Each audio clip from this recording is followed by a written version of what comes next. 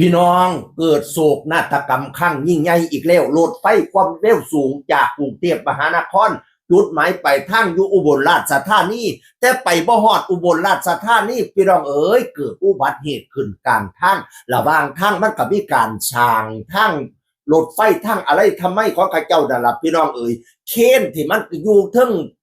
อันกำลังสร้างนั่นแหมเคนมันผันตกลงบัดเนี่ยตกลงได้จังหวะกับรถไฟความเร็วสูงแล่นมาฮอดพอดีโอ้ยจักแม่นเว้นแม่นกรรมอีหยังเนาะพี่น้องเอ๋ยเจ้ากรรมนายเวรเขาเจ้านำมาจองเอากับบ่จักพี่น้องมันคือขโมยตกลงหล่นใส่ตอนที่รถไฟวิ่งมาถึงพอดีซุปเจ้าคิดเบิ่งวิ่งมาด้วยความเร็วสูงจากกรุงเทพมหานครตรงไปอุบลราชธานีพอแต่มาฮอดบ้านถนนโคตรอำเภอศรีคิ้วจังหวัดนครราชสีมาเข็นพลนบักลงพอดีมันคือได้จังหวะกันแท้เอาซุปเจ้าคิดว่าจังไดเอาป้าตะลึกตนทราบให้เหตุเกิดเวลาประมาณ9 นาฬิกากว่าของวันที่14 กุม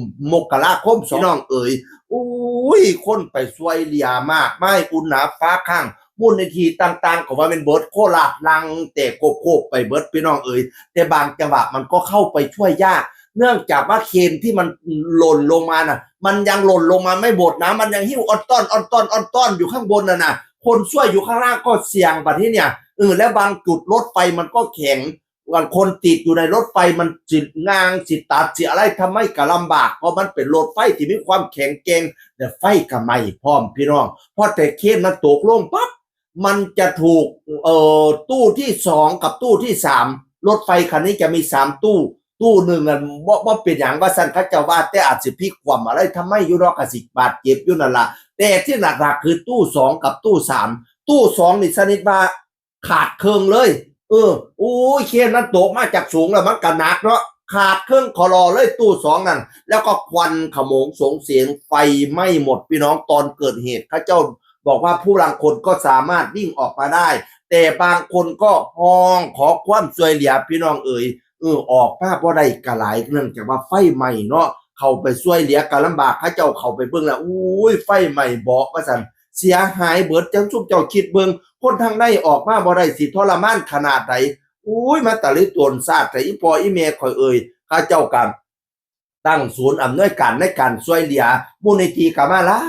ายอยู่ช่วยเหลือกันอยู่ดีอยู่แต่มันก็เหตุสุดวิสัยเนาะลางเที่ยมันก็เข้าไปช่วยบ่ได้มันเข้าไปยากแล้วนะพี่น้องเข้ายากนึงแล้วก็ตัดเหล็กตัดอะไรก็ยากนึงแล้วก็เข็นหอยออนต้อนนี่มันก็อันตรายนึงไฟใหม่ก็ป้องกันพี่น้องเอ๋ยการเดินทางครั้งนี้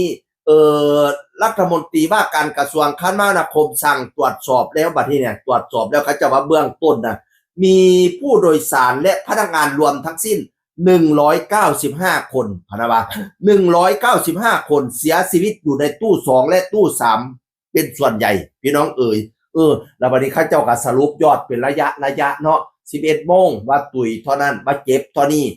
บ่าย2ก็ว่าตุยเท่านั้นเจ็บเท่านี้เพิ่มขึ้นเรื่อยๆล่าสุดข่อยเบิ่งตอน17:20 นาทีเขาเจ้าสรุปว่าเสียชีวิต32 คนสูญหาย3 คนบาดเจ็บสาหัส7 คนบาดเจ็บปานกลาง19 คนเล็กน้อย38 คนปาดโตตุย32สูญหายอีก3พี่น้องเอ่ยยังบ่พอศพอีก3 คนจากจำนวนทั้งหมดทั้งสิ้นผู้โดยสารและพนักงาน195ชีวิตโอ้ยแต่ลึกตนชาติให้พี่น้อง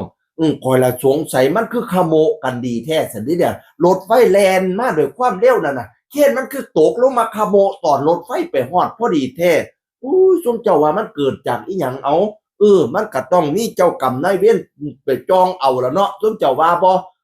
อันละโอ้ยเนาะเอ่ยจักสิว่าจังใดดีเนาะมันเกิดไปแล้วก็ได้เนาะก็แสดงความเสียใจนำกับญาติพี่น้องผู้ล้มเสียหายตายเสียจากนั่นล่ะผู้บาดเจ็บก็ให้ช่วงให้เศร้าเด้อเจ็บหนักก็ให้ทุเลาเจ็บเบาก็หายให้ช่วงผู้บ่เป็นอีหยังผู้ปลอดภัยก็ดีใจนำผู้เจ็บเล็กๆน้อยๆก็ดีใจนำถือซะว่าฟาดเคราะห์ฟาดมันทิ่มซะ